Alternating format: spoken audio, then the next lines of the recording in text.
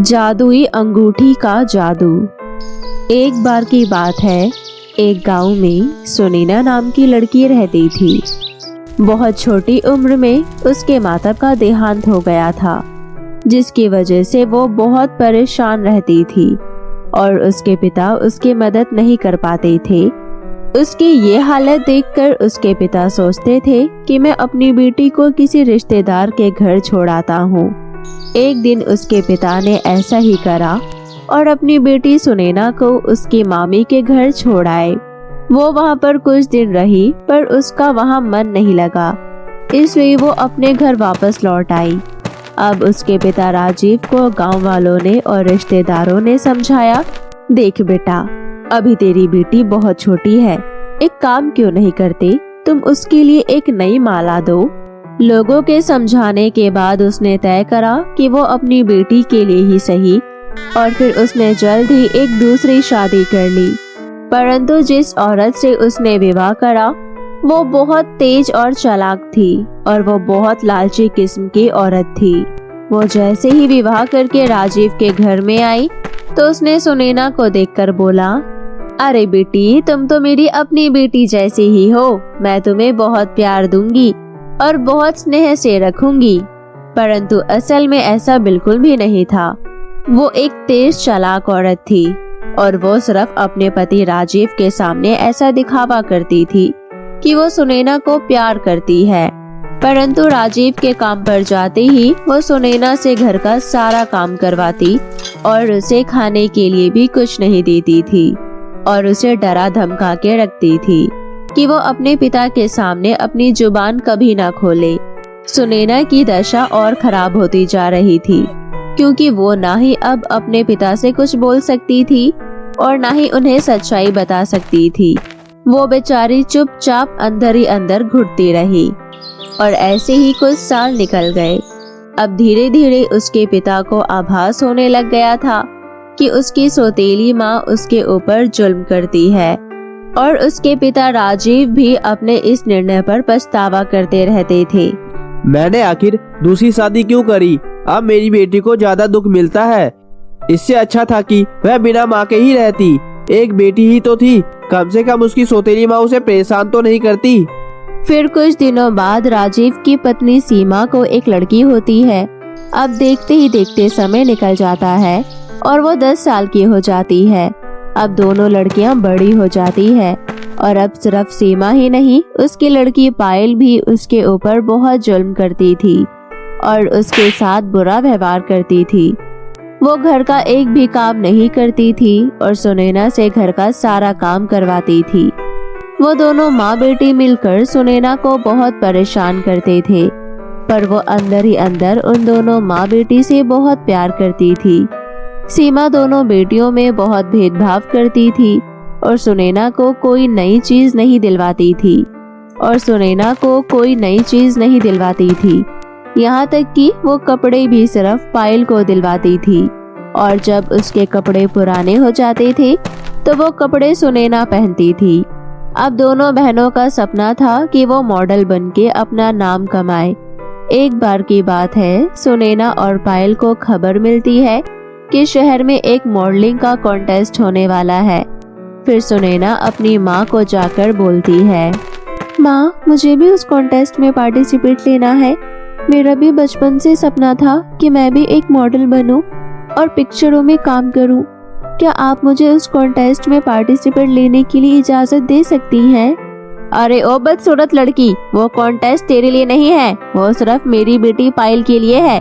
तू सिर्फ इस घर में झाड़ू पोछा और खाना बनाएगी। तेरे को कोई हक नहीं है कि तू बाहर जाकर हमारा नाम खराब करे। आखिर तेरा बदसूरत चेहरा देखकर हमारी इज्जत खराब हो जाएगी।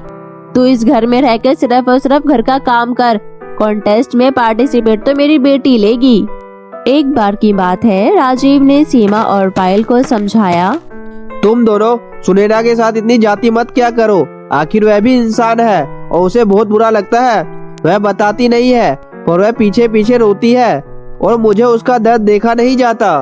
सुनिए जी, अगर आपको अपनी बेटी से इतना ही प्यार है तो अपनी सगी बेटी सुनैना को लेकर कहीं और जाकर क्यों नहीं रहते? हमारे साथ इस घर में क्यों रह रहे हो? अगर इस घर में रहना है तो चुपचाप रहो, वरना यहाँ से चले जाओ। अब राजीव परेशान हो जाता है और चुपचाप अपने कमरे में चला जाता है। अब पायल के पास एक फोन आता है। हेलो मैम, कल कॉन्टेस्ट के फॉर्म भरे जाएंगे। अगर किसी को भी पार्टिसिपेट लेना है तो वो कल आकर अपना नाम लिखवा सकता है और पार्टिसिपेट कर सकता है।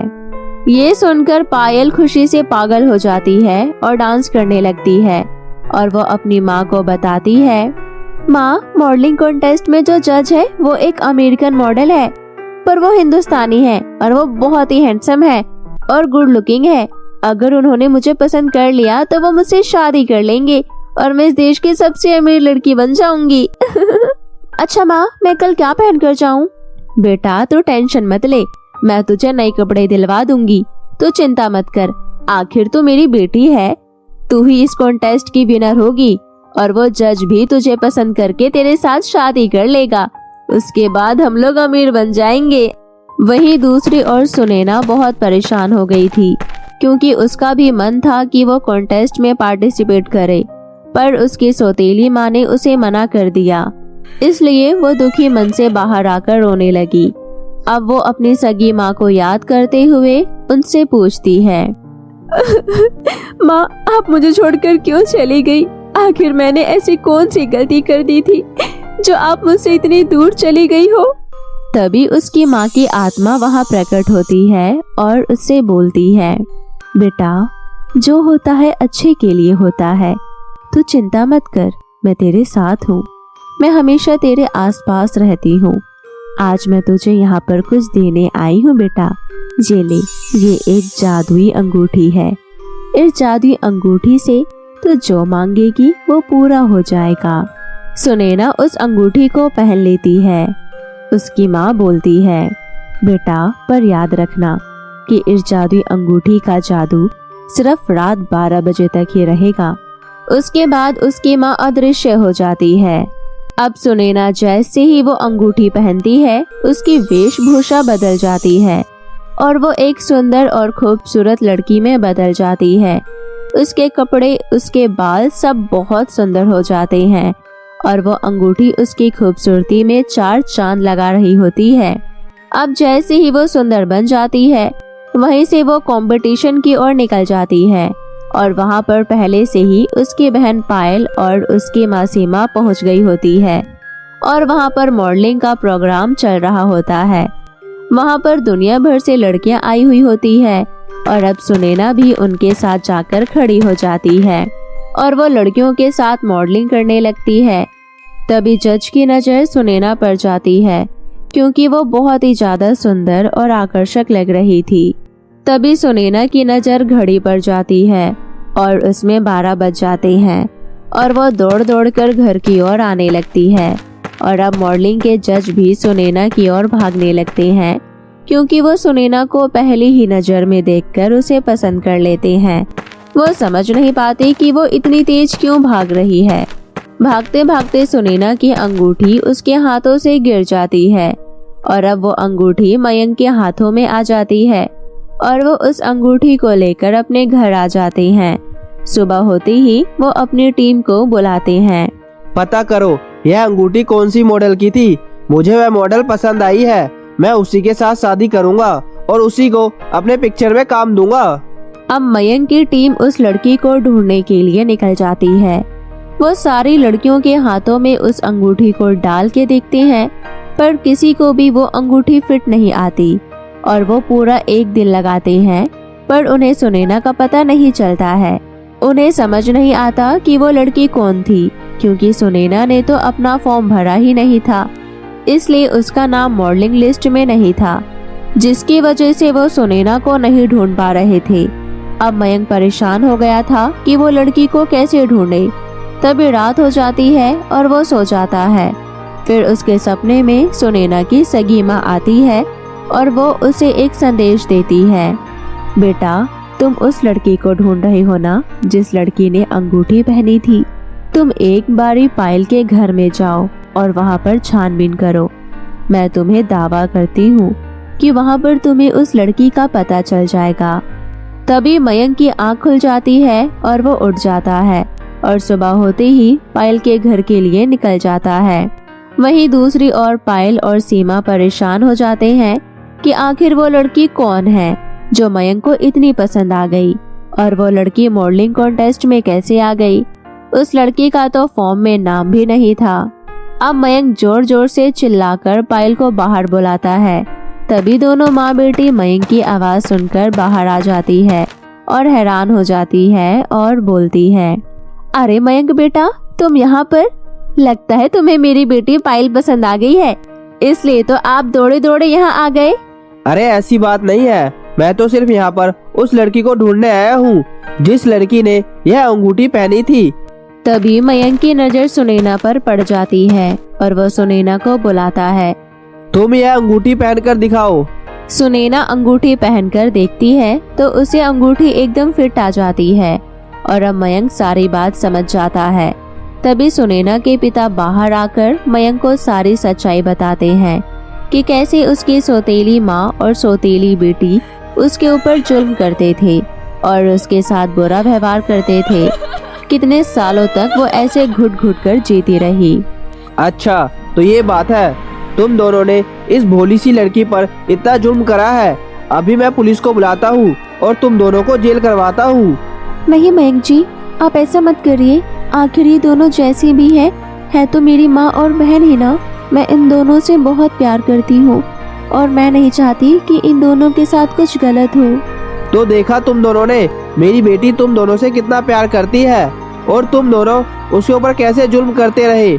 आज भी तुम दोनों को शर्म नहीं आ रही?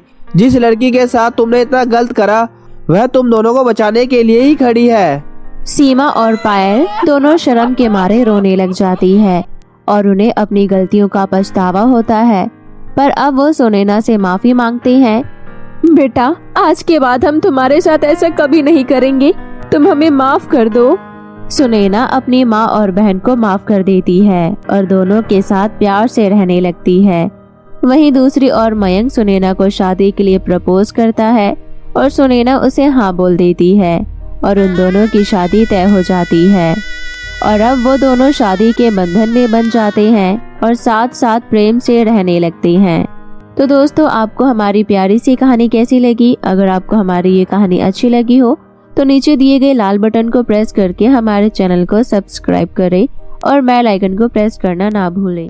बहुत समय पहले की बात है, झरझर गांव में सुप्रिया और पायल नाम की दो सहेलियां रहती थी। सुप्रिया के पिता संजय एक फैक्ट्री में काम किया करते थे और सुप्रिया की माँ विमला पायल के घर पर झाड़ू पोछे का काम किया करती थी। उनका परिवार गरीब जरूर था, लेकिन सुप्रिया का परिवार अपने छोटे से हंसी खुशी परिवार में बहुत ही खुश था। वहीं दूसरी ओर पायल की माँ प्रेरणा एक टेलर थी और उसके पिता सुनील एक बहुत बड़े बिजनेसमैन थे। काम के सिलसिले में पायल के पिता अक्सर विदेश में ही रहा करते थे। अपने घर वापस आते समय वो अपनी बेटी के लिए विदेश से खिलौने लाया करते थे और पायल की माँ हमेशा पायल के लिए डिजाइनर कपड़े बनाया करती थी। पायल को अपने पैसे और चीजों पर घमंड होने लगा था। वो अपने डिजाइनर कपड़े अपनी सहेलियों को दिखाती थी और खिलौने अपने स्कूल में ले जाकर सभी दोस्तों को दिखाया करती थी। वो सब देखकर उसके दोस्त मन ही मन पायल को बहुत कोसते थे। एक दिन पायल अपने पापा से कहती है, पापा, मेरा जन्मदिन आ रहा है, आप मुझे क्या गिफ्ट दोगे? क्या चाहिए मेरी बिटिया को? मुझे एक सुंदर सा मेकअप बॉक्स चाहिए पापा। ठीक है मेरी गुड़िया, मैं तुझे मेकअप बॉक्स लेकर दूंगा। सुप्रिया और पायल का जन्मदिन एक दिन ही आता था। एक दिन सुप्रिया ने बहुत सुंदर ड्रेस पहनी हुई थी।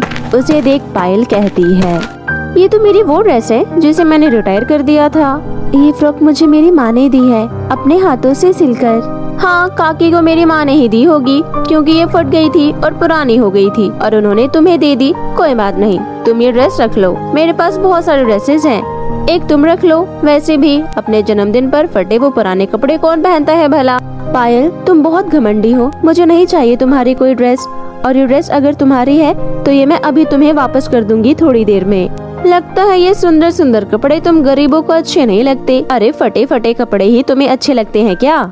उसके बाद सुप्रिया अपने घर चली जाती है। सुप्रिया के पिता सुप्रिया से कहते हैं, मेरी गुड़िया रानी का जन्मदिन आने वाला है, क्या चाहिए मेरी गुड़िया रानी को अपने जन्मदिन पर? पिताजी, मेरे स्कूल की यूनिफॉर्म फट गई है तो मुझे नई यूनिफॉर्म चाहिए। ठीक है मेरी बिटिया, मैं ला दूंगा। अगले दिन सुप्रिया और पायल का बर्थडे होता है। दोनों फैमिली में बहुत अंतर था, एक गरीब फैमिली और दूसरी अमीर। सुप्रिया की फैमिली सुप्रिया के लिए आँख खुलने से पहले बर्थडे गिफ्ट लेकर खड़ी होती है और जन्मदिन की बधाई देती है।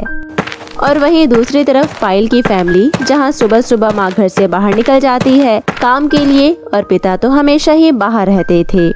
यहाँ पायल की आँख खुलती है और पायल को घर में कोई नहीं दिखता और उसको उसके जन्मदिन की बधाई स्काइप की वीडियो कॉलिंग पर मिलती है। सुप्रिया की माँ सुप्रिया को सुबह सुबह स्कूल के लिए तैयार करती है और गुड़ खिलाकर उसका मुंह मीठा करती है।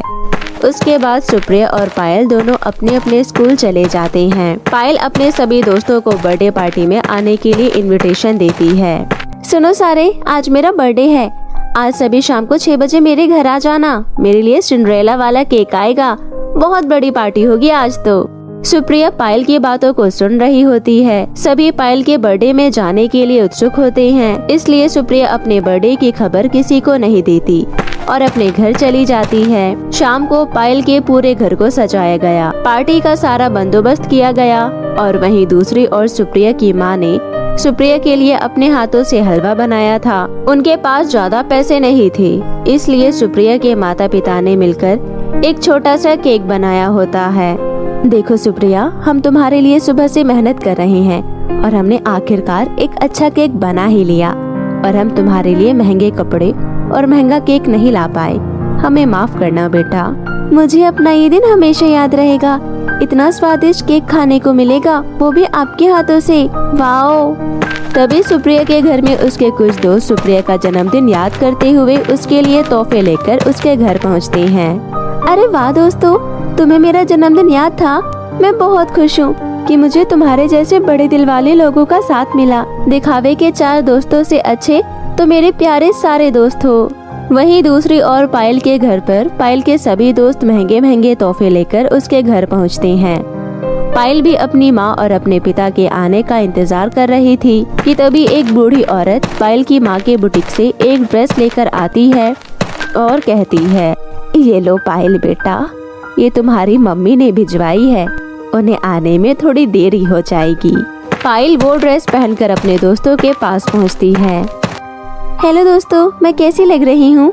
अरे वाह पायल, तुम्हारी मम्मी की तो जितनी तारीफ करो उतनी ही कम है, एक से एक बढ़िया सुंदर ड्रेस तुम्हें बना कर देती है। इतने में पायल के पास एक स्काइप की वीडियो कॉल आती है।